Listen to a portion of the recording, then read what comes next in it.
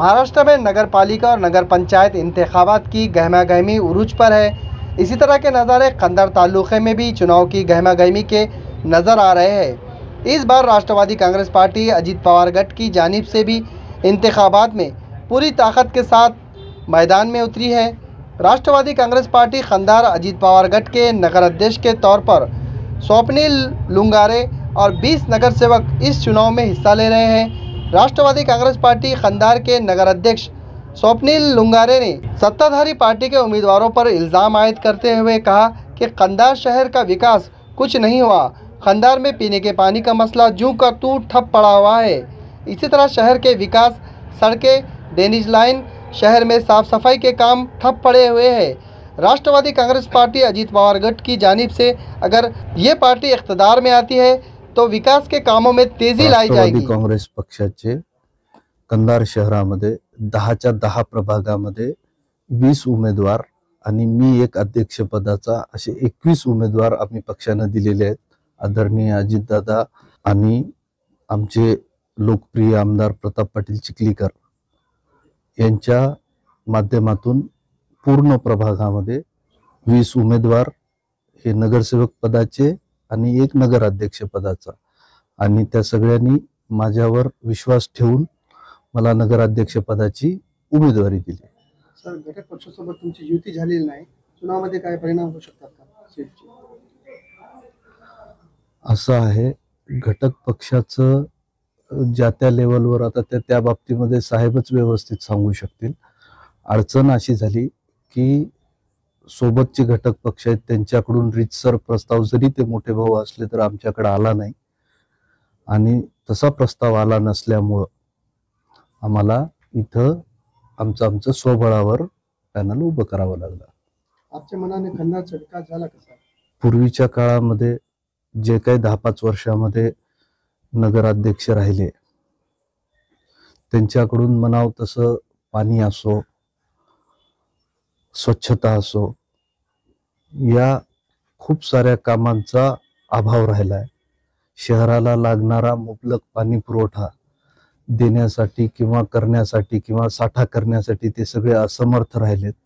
त्याच्यामुळे आज जर समजा एखादा दिवस लिंबोटीचं ट्रान्सफॉर्मर बंद राहिलं किंवा तिथल्या मोटरवर जर काही दुरुस्तीचा काही विषय झाला तर 4-4 दिवस शहराला पाणी भेटत नाहीये। त्याच्यामुळे सगळ्या जनतेचे हाल होत आहेत। निश्चितच त्याच्यामध्ये मधल्या काही काळामध्ये आमदार साहेब निवडून आल्याच्या नंतर आम्ही त्याच्यावर बरंच काम सुरू केलंय। प्रत्येक ठिकाणचे जे टाक्या आहेत पाण्याच्या ह्या अपग्रेड करून जास्त स्टोरेज कॅपॅसिटीच्या टाक्या त्या ठिकाणी कराव्यात असे प्रस्ताव तयार करून ठेवलेत। आचारसंहितेच्या ह्याच्यामध्ये त्या काही गोष्टी थोड्याशा मध्यंतरी अडकून बसल्या, पण निश्चितच ही नगरपालिका निवडून आल्याच्या नंतर जे काही कंधार शहराला लागणारं स्टोरेज आहे त्याची पूर्ण व्यवस्था करून शहराला किमान एक दिवस आड म्हणा किंवा रोज पाणी पुरवठा करण्यासाठी आमदार साहेबांना त्या पद्धतीने सगळं मॅनेजमेंट करणं सुरू आहे। आपण निवडून आल्यानंतर खंडारचा कसा विकास करणार, काय एजेंडा काय आहे? शहरामध्ये रस्त्याचे खूप सारे प्रश्न आहेत। ड्रेनेज लाईन कंधार शहराला नाहीये, पाणी आहे, हे अशा खूप स्वच्छतेचा प्रश्न आहे। ह्या सगळ्या गोष्टी आम्ही या मुद्द्यावर इलेक्शन लढवणार आणि निवडून आल्याच्या नंतर या सगळ्या गोष्टी पूर्ण करण्याचा प्रामाणिक प्रयत्न करणार। राष्ट्रवादी काँग्रेस पक्ष हा सत्तेमध्ये सहभागी आहे आणि आमदार प्रताप पाटील चिखलीकर साहेबांनी कंधार शहरासाठी एक चांगलं ब्लूप्रिंट तयार केलंय।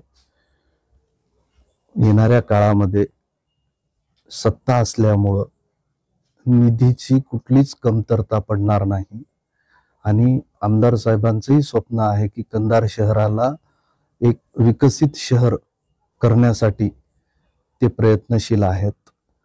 त्याच्याच अनुषंगाने कंधार शहरामध्ये आता जवळपास एका उद्यानाला 5 कोटी रुपये टाकले, परत दुसऱ्या उद्यानाला पहिले 1.25 कोटी रुपये टाकले होते, त्याच्यात अजून 1 कोटी रुपयाची भर टाकून 2.25 कोटी रुपये टाकले।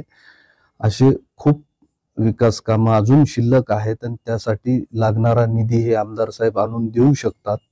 त्यामुळे माझं जनतेला आव्हान राहणार आहे की पूर्णच्या पूर्ण पॅनल हे राष्ट्रवादी काँग्रेस पक्षाचं निवडून द्यावं आणि नगराध्यक्षपद हे राष्ट्रवादी काँग्रेस पक्षाचं निवडून द्यावं असं मी जनतेला आवाहन करतो.